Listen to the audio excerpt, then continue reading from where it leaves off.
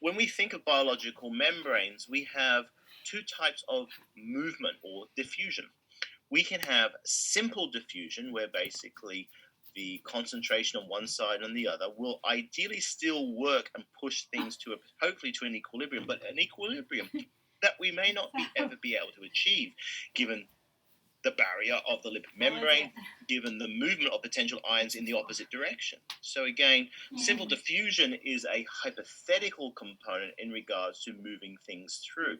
But we do have mechanisms of simple diffusion which things might get trapped. Think about steroids. We have our fatty acid lipid bilayer. We have sterols in there. The steroids come in, they would like to actually sit into the fatty acid layer of the lipid bilayer. So them moving through and then trying to move through it and get into the nucleus is a limiting effect or factor unless there's a carrier protein. And we find that that is the case. That is a carrier protein in regards to moving things through a lipid membrane and then moving them into the cytosol, into the nucleus. So the environment and the cell becomes a very important process for us to signal and remove to bring in nutrients, remove waste materials, because they become vital components or doorways to the inner cell. But they have to be regulated, because if they're not, we're going to have some problems in regards to basically killing our cells pretty quickly. There has to be a driving force. In some cases, for the polar uncharged molecules, there's a problem. They're not going to be simple diffusion because they are actually either going to be approached and caught in the lipid membrane because of their polarity, or charged because they will not be actually able to interact with the charged surfaces of the lipid membranes, so don't want to go through. So there has to be some system that's going to cause an attraction for those molecules to come through into the cytosol region. And that's what we call facilitated diffusion or facilitated transport, in regards to something that's going to occur. You're expending energy to move something from one side to the other. And obviously, there might be changes in regards to this if we are moving things against a concentration gradient. So in this case, we might have a concentration gradient of one side is more than the other. And if we're trying to move the material to the higher concentration side, it's going to have considerable need for energy consumption to pump those particular molecules out. So if you think of the endoplasmic reticulum in the IP3 receptor, where we are bringing all the calcium into that particular organelle, and then causing its release once the IP3 bound to the IP3 receptor, we're going to have some mechanism to bring all that calcium back into the endoplasmic reticulum and store it against a concentration gradient. And that's going to take energy. So we're going to see that occur when we move things against a concentration gradient. Now, things that move with a concentration gradient might need less energy, because there's actually an energetically favorable entropy as well as equilibria to push things to that other side to try and get to a level of equilibrium. So we're now on chapters 11. Yes, we have done 11 chapters of biochemistry. We've missed out 2 chapters, so we've only done about 9, but 405 to 431. So hopefully you're keeping up with the reading. So let's have a look at passive transport, where basically we can see this by a stylized diagram with a semipermeable membrane that is present. And in C1, we have a lot more of the constituents being present in one side of the semipermeable membrane than to the other. So at this stage, this is before equilibria.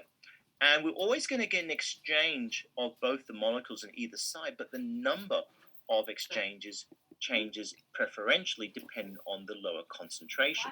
So the lower concentration in C2 is going to promote the movement of those molecules at a higher concentrations from C1 to move into C2. This is basically what we see is a net flux. In this case, when we come to an equilibrial constituents of C1 and C2, there's an equal movement of ions from one side to the other to keep the equilibrium present. Again, energy might also facilitate that movement, but it's going to be an equal movement in the opposite direction. So the concentration in C1 and C2 equal at each other, so there's no net flux. There is still net flux occurring. I mean, there's still flux occurring, but there's no differentiation between the positive numbers and the negative numbers on either side. So there's a neutrality. So we have a difference where we have a potential difference here, and a neutral difference there. So permeable membranes, this is a very simple model of diffusion. There is movement on both sides until the state of equilibrium is reached. Now, if there are charged molecules, so this is now looking at charged molecules, we can do the same thing in regards to the number of charges in comparison to a reference component. So here we have a situation of a situation before equilibrium, where we might see a lot more negative charges on one side of the semi-permeable membrane to that of the positive side. But remember, at equilibrium, we want to be able to match the negatives and positives to each other and allow equal distribution and movement. So the net flux or the net movement of positive and negative ions is zero. So these basically indicate that this particular component is going to have a movement of electrons or negative charges going from one side to the other. And this is what gives us our potential of being negative and our potential of being positive, depending on what those particular charge distributions are. So at this stage, we actually have a membrane voltage difference potential of the semi-permeable membrane, where this side is more negative and this side is more positive.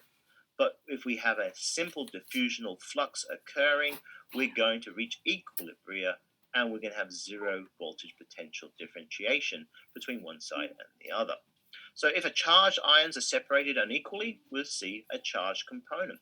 This charge and difference can be actually measured in the form of volts. So we can actually look at the word millivolts or microvolts in regards to the capacity to think about understanding a electrical potential differentiation. And this is exactly how your batteries in your flashlight work. They use a paste with a semi-permeable membrane, and it moves ions from one side to the other through an equilibrium. And as that equilibrium changes, you change the voltage potential of your battery until your battery is unfortunately dead when you see an equilibrium occurring between the positive and negative parts of the battery. Okay, let's charge my batteries up. So the movement really depends on both then the chemical and electro gradients. So here we have a specific gradient of negatives on more on this side, positive on that side, and they provide you a concentration. They can provide you a concentrational difference, but also they provide you an electrical difference. And this is what we call the electrochemical gradient. And it's very important for us to kind of think about this, because, as I said, a lot of our energy is to establish this electrochemical gradient. So to force opposition of movements in the opposition of ions moving in an opposite direction, we need to facilitate that by providing a voltage across this. So if we want to reestablish from zero back to here, we're going to have to put a membrane potential to increase the negative charge here to allow all the negative ions to come on this side by basically providing energy in regards to a positive charge here and a negative charge there. So we're going to actually provide energy to move these attractants to one side to cause again the differentiation of the positive and negatives and get a different membrane voltage potential. Now, force alert, if the ions are in this position, there's going to be a difference in membrane potential to keep them there. So because, again, they're going to try to reach equilibrium. That's why the force that allows ions to flow, because they want to get to a particular position, decreases the membrane potential difference. So we're going to see this occur when we look at diffusion as well as action potential propagation. So energy itself actually occurs and differentiates itself and changes its form as a molecule passes through the lipid membrane. So we can also think of our of our membrane transporters as similar viewpoints to what we saw with enzymes. That a normal molecule, so here we have a normal molecule coming through, it might have the capacity to move through the membrane, but we're going to have a high energy requirement to first strip the molecular hydrated water ions around that particular solute, and then push it through the lipid bilayer, get around this high energy barrier, then re-establish its salvation on the hygroscopic, on the cytosolic side, and allow you that molecule to come through. And this is why, with this particular diffusional process, this simple diffusion process, it is very, very, very slow. So here we have our free energy coordination in relation to the molecule coming in, having that high energy component by stripping those molecular water molecules, pushing it into a high energy situation, moving it through, and this actually might be even higher given that hydrophobic region, because we haven't defined what type of molecule this is, and then an energy requirement to rehydrate the molecule and then bring it back down into the cytosolic side. Now, that is an illustration of what we commonly saw in regards to enzymology and the Vmax plots, right? So again, a saturational component and then a change in the energy. Well, we usually see just a saturational component. We're going to get back to that later on.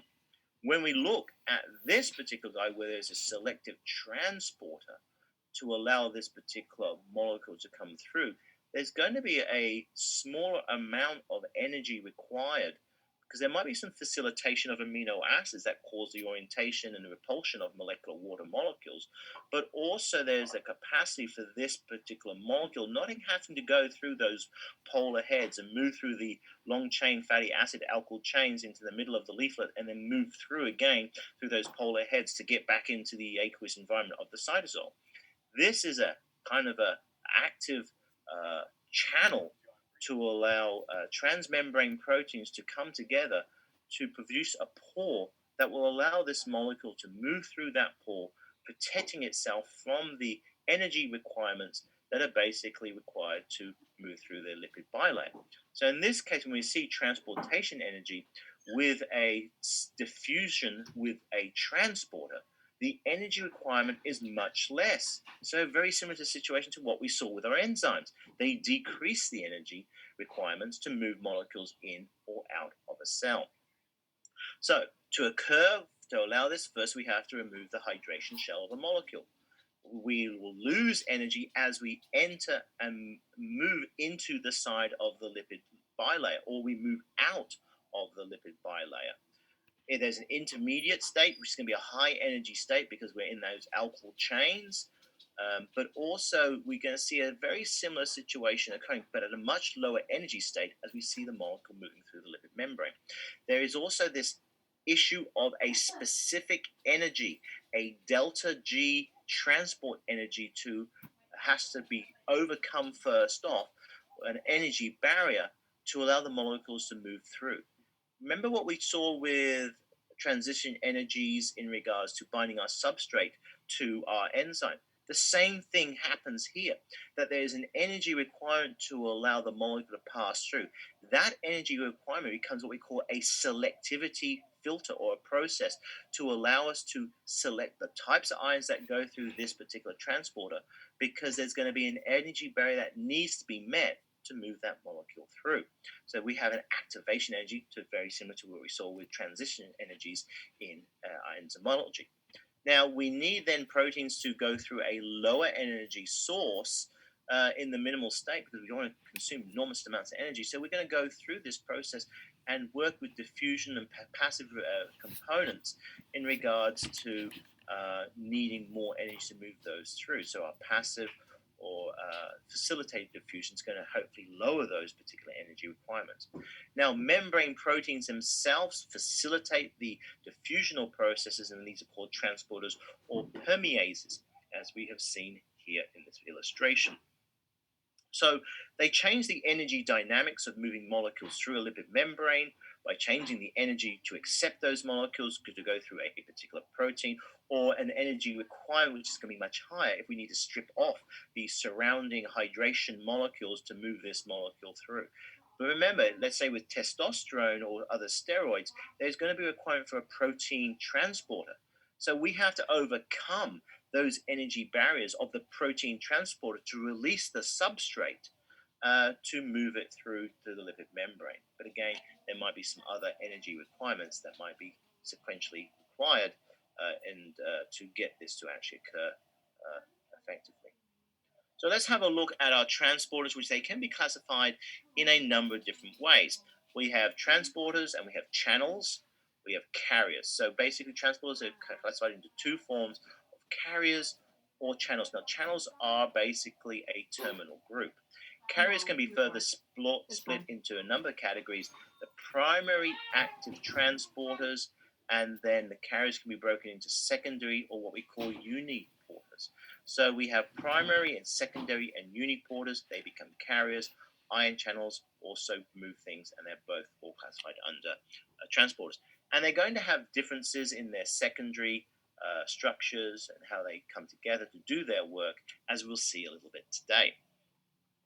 Now, carriers themselves, these particular guys, are very stereospecific in binding their substrate. So if we change the stereospecificity of the transporter by inserting maybe D amino acids or disrupting the three-dimensional structure of the transporter by some way or form, by doing mutation studies, we could change the capacity of that particular transporter. Same with ion channels. If we start changing their three-dimensional structure and doing mutants on those, we can prohibit their function. They may be expressed inserted into the lipid membrane, but they may not be able to do the work that they are specifically designed to do.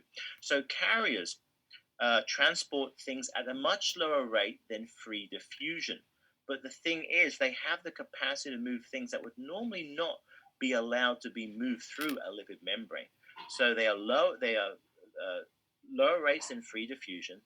Their mechanisms can also be saturated. So what we also saw with enzymes, where we can get to the Vmax plot, we can see the same thing happening with these enzyme transporters or these protein transporters or carriers in regards to moving things through.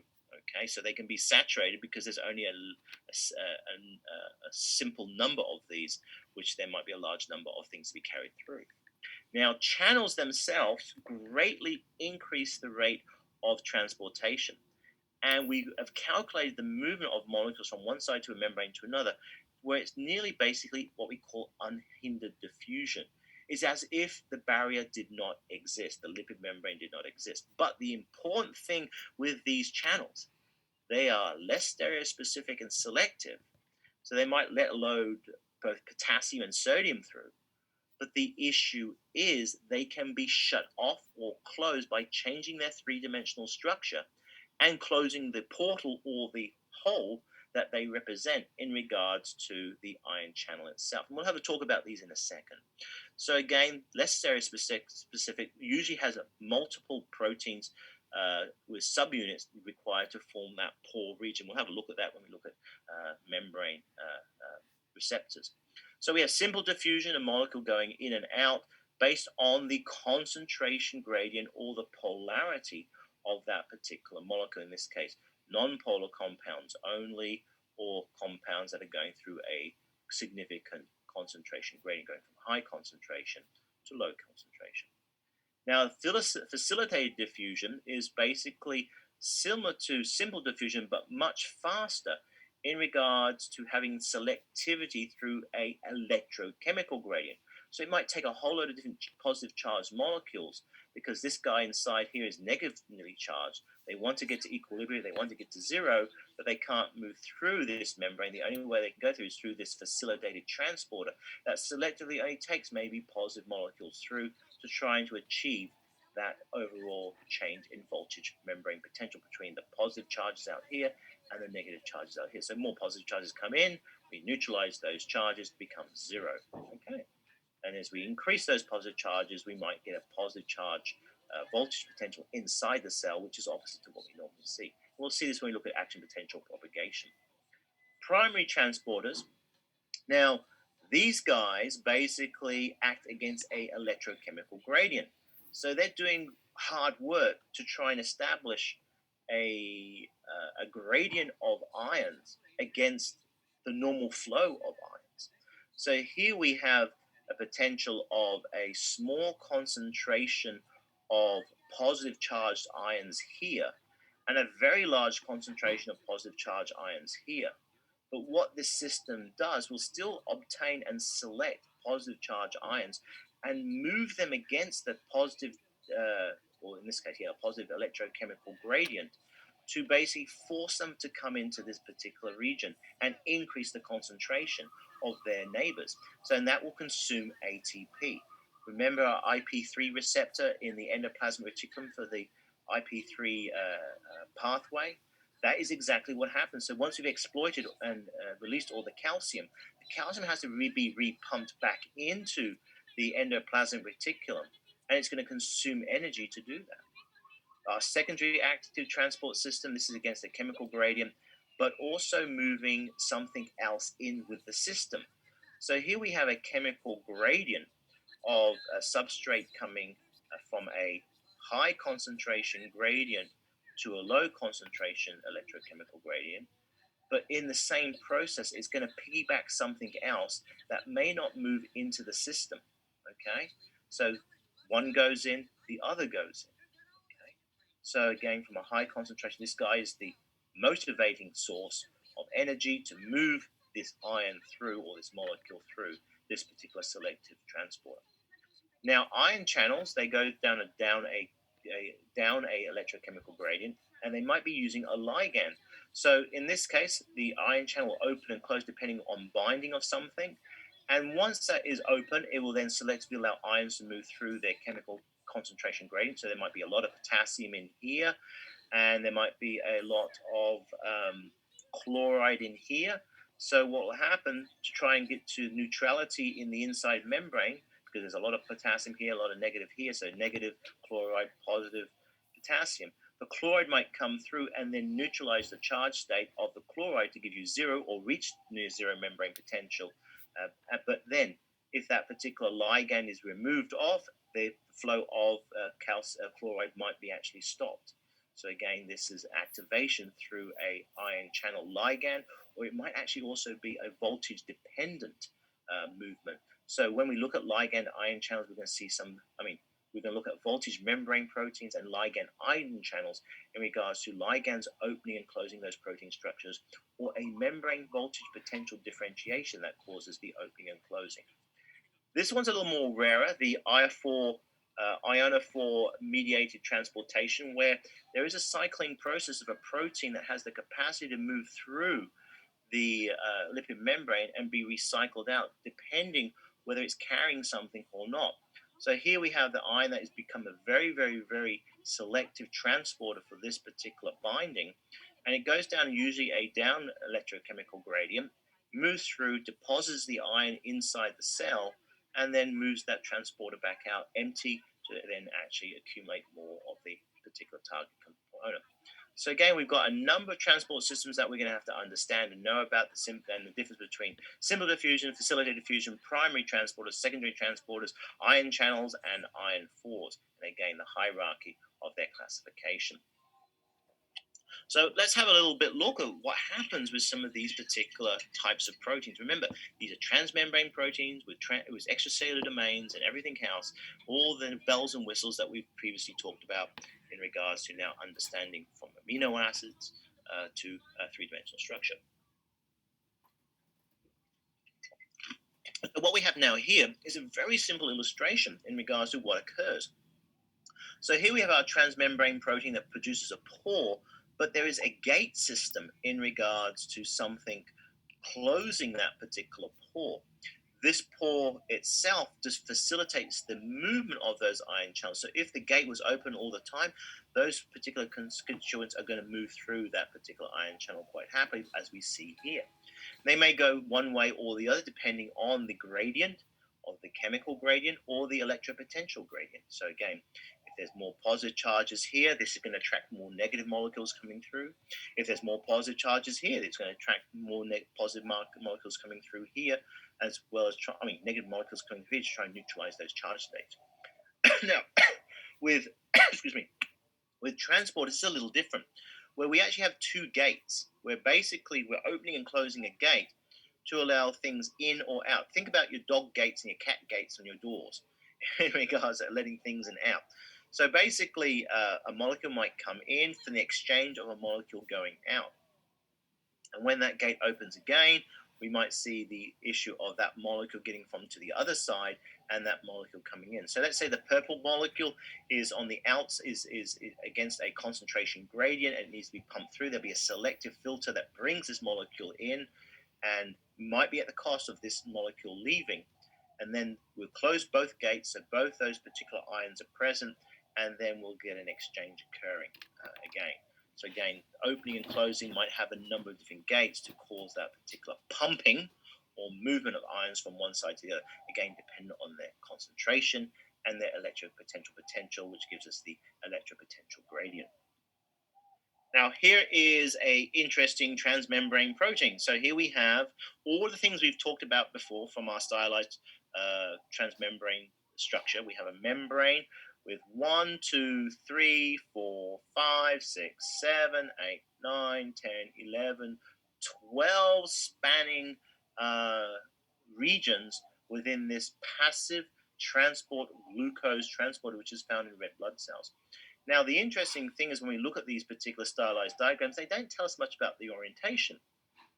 But if we start mapping out the hydrophobic and polar and charged amino acids in the particular sequence, we see, my God, there's some clear definitions that Dr. Bing has talked about in the past in regards to extracellular domains, which are going to have a lot of these positive charged amino acids. There might be a sprinkling of a positive charged amino acid in the transmembrane constituent, but where we see enormous amount of diversity, and particularly positive charged amino acids in regards to this transmembrane constituent. And notice this time the transmembrane protein has its N-terminal and its C-terminal on the cytosolic side, and here is the extracellular side.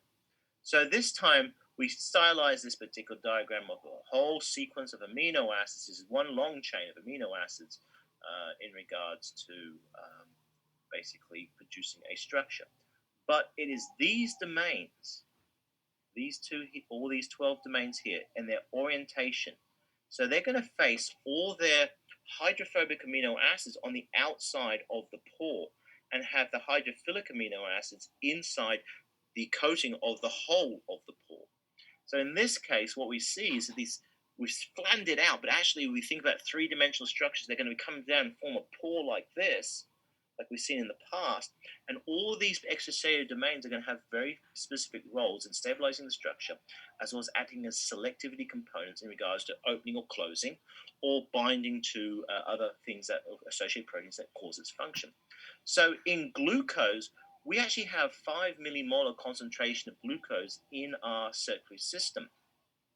Now, we need D-glucose, and again, D-glucose, so we have stereospecificity occurring here to enter the red blood cell. Now, the problem is we want this to occur at a greater rate than uncatalyzed diffusion. So we have to have then facilitated diffusion to enter about 50,000 times than uncatalyzed diffusion. Now, we do that through this glucose transporter, or we call it GLUT1. And we're going to see GLUT1 come up in another lecture later on. It's a type 3 integral protein, about 45,000 daltons or 45 kilodaltons, 12 hydrophobic membrane spanning domains. And again, this gives us the facility to move glucose very quickly in and out of the red blood cell, because any drop in the plasma glucose needs to be counterbalanced by the facilitated movement of glucose from the red blood cell. So glucose don't just, so there's a hint, red blood cells just don't carry the issue of oxygen. They also importantly carry glucose, and we have to remember that, because they're going to allow us to keep the equilibrium of glucose happy within the plasma to around 5 millimolar to allow us to actually have a stable glucose concentration. But again, they are stereospecific. They are selective in regards to the glucose they bring in this case, D-glucose. So here we have our stylized diagram. Oh my God, I've seen these before, right? Yes, and I've told you before that enzymology and receptor transportation share a lot of common elements, because they are actually also enzymes, and they form the same principles as the enzymes we've seen in our Berkline-Weaver plots and our Vmax plots, which I'll now get to. So here we have a transporter. So we have a fatty acid membrane and a transporter. Here's D-glucose coming in. So this is the GLUT1 receptor, and it goes through various kinetic changes. Oh my God, we've seen these before. The positive is moving forward, the negative is moving backwards.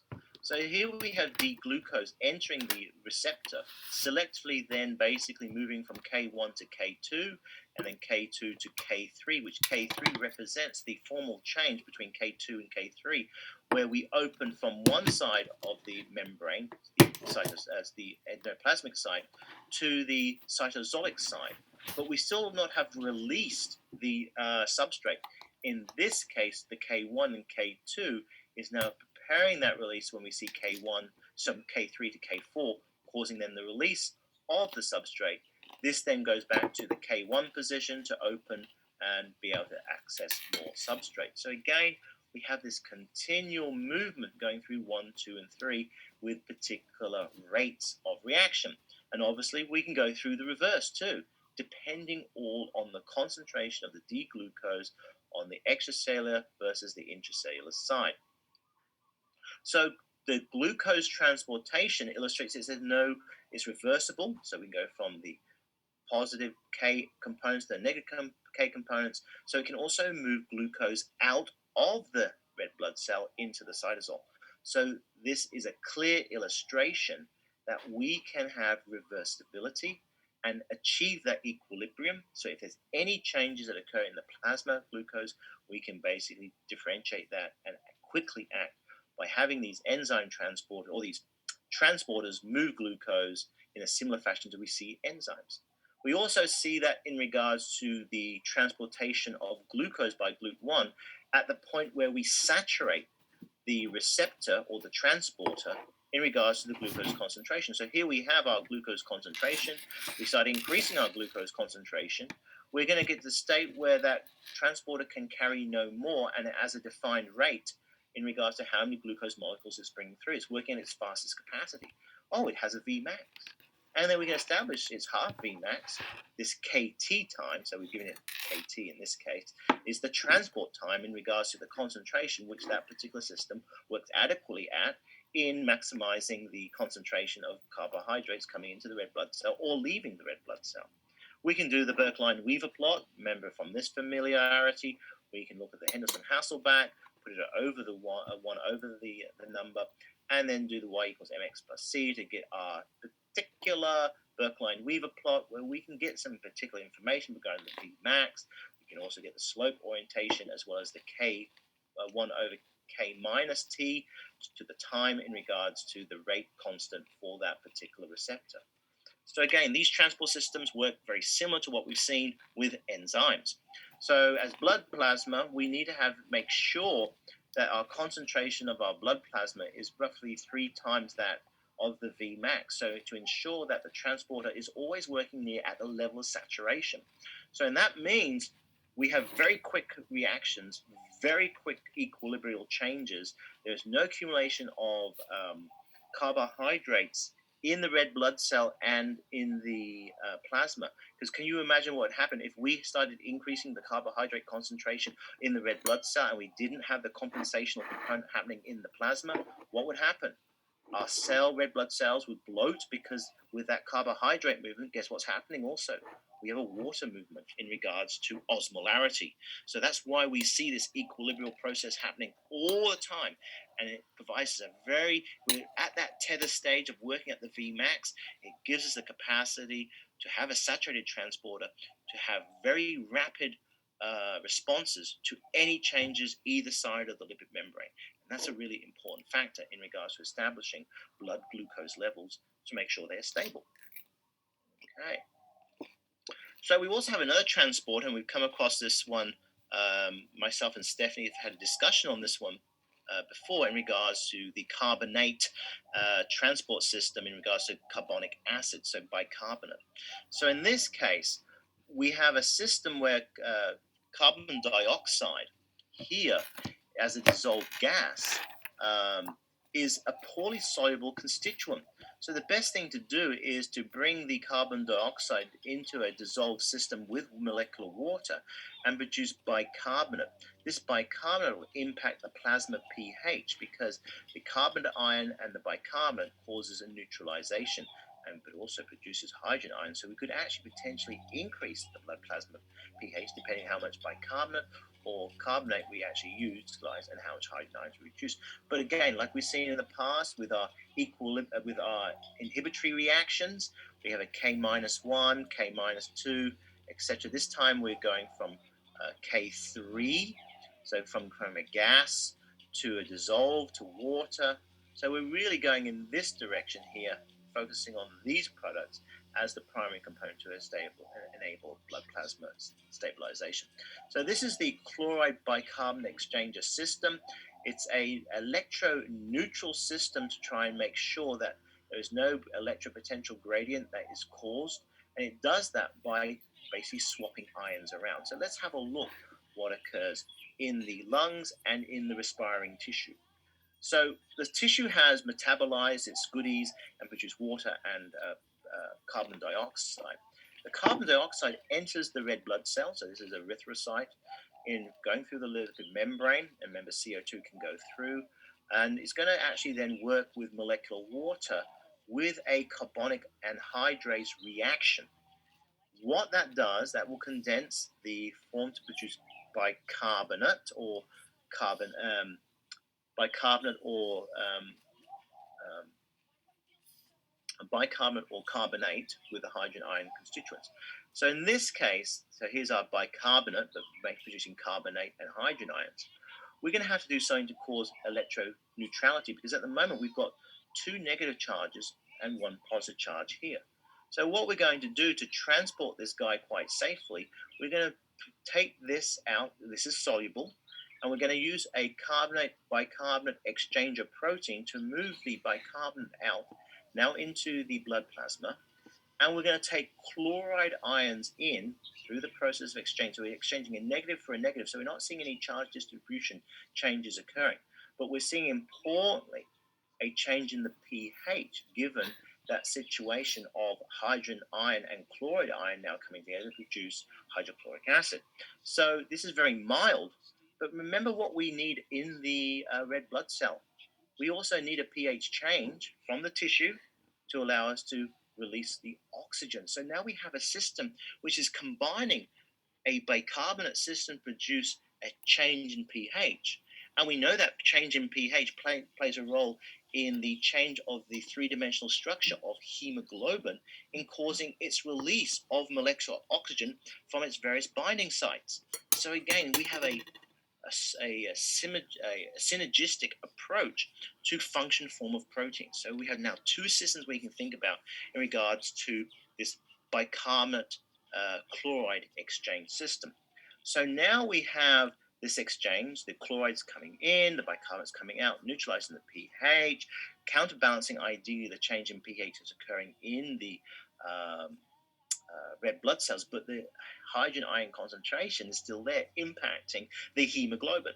Now, the red blood cells gets transported to the lungs, so we need a pH change in the erythrocytes to cause the release of the CO2 and the oxygen, and then to allow us to bind more oxygen with the hemoglobin. So there's again this dual transporting system with the hemoglobin and then now the chloride ions inside or the red blood cell. So using the same enzyme, the carbonic anhydrase, we're going to now bring in the bicarbonate from the circulatory system, from the plasma. We're going to now produce this guy through bicarbonate and then produce molecular water and carbon dioxide at the expense of now causing the release of chloride. And with that exchange, we then get metabolic water, and then we can diffuse our CO2 basically from the erythrocyte into the alveoli and exhaled by the lungs. So again, we now realize there's two systems here that are codependent in regards to changing the pH within the erythrocyte to give us the issue regarding the hemoglobin exchange of oxygen and releasing of oxygen, and then producing a high affinity state of oxygen, for oxygen, which is all dependent on pH. And this is how we get the pH change occurring from the lungs and to the tissue by utilizing this chloride bicarbonate exchanger system. So the chloride bicarbonate exchanger, or it's also known as an anion exchanger protein, or EAE, basically increases the permeability many million fold for that bicarbonate. And when I keep saying bicarbonate, it's really carbonate iron, but I'm calling it bicarbonate because that's the chemical structure. But bicarbonate, the carbonate ion is basically the one we're going to be utilizing in this particular chemistry. So in this case, we get two exchanges of an anion for every carbonate component with one chloride. So we see now this chloride playing a very important role in regards to getting into the red blood cell, and there has been involvement regarding an exchange that allow us to do that. With that chloride in there, we can actually mop up the hydrogen ions to give neutrality. So we're getting to our neutral situation, no positive or negative charge contribution differentiation between the plasma membrane. But we are inside our red blood cell, we are changing the pH. So in this case, we exchange that.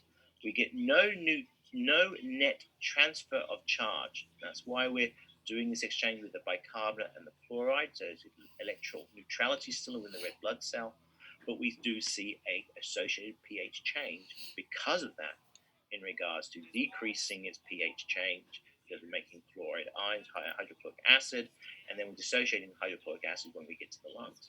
So in the absence of bicarbonate, sadly, this co-transporter stops. So we have people who have certain diseases where they have problems with these chloride transporters. You might have heard of cystic fibrosis in regards to there's problems in regards to the selectivity of these particular ion channel transporters moving chloride into the red blood cell, and this can cause some metabolic problems. And usually, most people with cystic fibrosis don't have a very good longevity, usually 40 to 50 years. But there's now gene therapy that has been implemented and is causing a revolution in regards to correcting this particular problem. These people are leading very successful, healthy lives now. Technology has only been around for the last 2 years, so we're really on top of this gene therapy in fixing a problem for chloride transportation. So we can read more about that on page 410. But when we look at a more complex situation with our GLUT1 transporters, so we know for a fact when you get a high glucose level, your insulin is being secreted. The insulin basically is telling the body that, okay, there is a rapid amount of glucose increase in the red blood cells, in the plasma. We want to move this glucose into the cells, and we're going to do this by increasing the transport capacity to allow us to have those transporters ready to bring the glucose in. Because remember, we can saturate those transporters. So if we only have, let's say, 5 transporters on the surface, I'm just making this up, they're going to be saturated very quickly. So we need a system where there's going to be a regulatory component by increasing their movement through transport vesicles to allow more GLUT1 transporters to be occurred and be present at the surface when that signal is indicating that there's a high glucose level. So let's have a look what's happening here in regards to the insulin receptor. The insulin receptor is coming along, it's getting basically a signal indicating there's high glucose level. And look at these transport vesicles move. Remember, they have the same membrane kind of constituency as our cell membrane. They move and they go through the T snare, V snare, and SNAP. So we've talked about that before in regards to now fusing with the lipid membrane and then becoming a part of the normal lipid membrane to allow them to obtain and get the individual sugars. So when they form these little vesicles, eating caveoli to increase their capacity to bind the individual sugars. Now, what happens though, this is at a stimulational level in regards to large glucose levels. If the glucose levels drop, we're going to now see a dropping of the glucose concentration.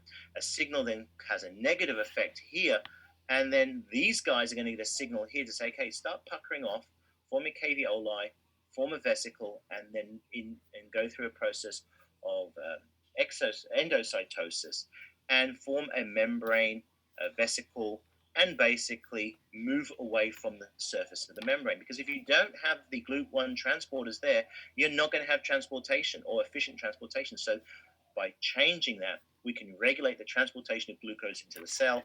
And note, again, as we talked about the orientation of these transmembrane proteins in regards to the vesicle orientation, they are facing.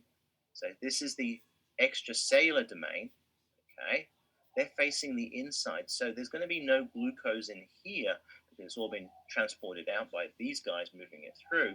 But they're waiting to basically be reactivated to allow them to go through this whole process to then have their expression occur at the surface of the membrane. So again, it's very important in regards to thinking about how our transporters now play a role through the transmembrane proteins, through the lipid leaflet models we've talked about, the process of fusion in regards to now seeing how a transporter is oriented and how it's working in regards to the same kinetic styles that we're seeing with enzymology to bring glucose into the cell. Okay. Now, we regulate that by removing the receptors from the cell surface by causing a vesicle formation, and we can control and regulate that with various proteases and kinases. But all this signal is coming from another peptide hormone called insulin. And we're going to look at this particular peptide a little later on and binding to the insulin receptor to allow this particular event to occur. Because a lot of our focus in the future is all going to be on glucose. So I want you to firmly understand how glucose is transported into the erythrocyte and then how it's exported to the erythrocyte using the bicarbonate ion exchange system and allowing you to have that CO2 and that glucose pH. Okay, I screwed that one up. I want you to understand the issue in regards to understanding how glucose is motivated by an insulin receptor as the secretion of insulin from the pancreas, and how the transport numbers can change given the budding, endocytosis and exocytosis of those particular transporters, and how they move through the normal enzyme kinetics in regards to saturation, reaching their Vmax, reaching their Burke-Line-Weaver plot, and understanding where the 1 over minus KT and the 1 over Vmax is, and allowing you to ultimately find out and understand what's going on when we need to regulate the movement of glucose into the cell. The part I got confused about is this guy in regards to, we now understand that these guys are carrying both glucose, they're carrying both bicarbonate, they're carrying hydrochloric acid depending on where they're coming from the tissues or going to the tissues. They are also providing oxygen carrying capacity through hemoglobin, which is interrelated to this hydrogen ion concentration or this pH change within inside the red blood cell. So we'll continue our talk. I believe we've finished up. Yes, we'll continue our talk, continuing this particular venture in membrane transportation in the next lecture on Thursday. So I'll go to office hours, and as I said, if people from A to I want to hang around, I'm going to close the office room. I'm going to get everybody out, come in, and I'll put you in the weight room, and then we'll take through and go through some of the individual exams with you individually. I'll do that, okay? Let me just have a look at the questions, so if I haven't. No. Okay. So if you have class all today, we're trying to accommodate you. If the room's open, tap along and to see if I can get hold of you and I can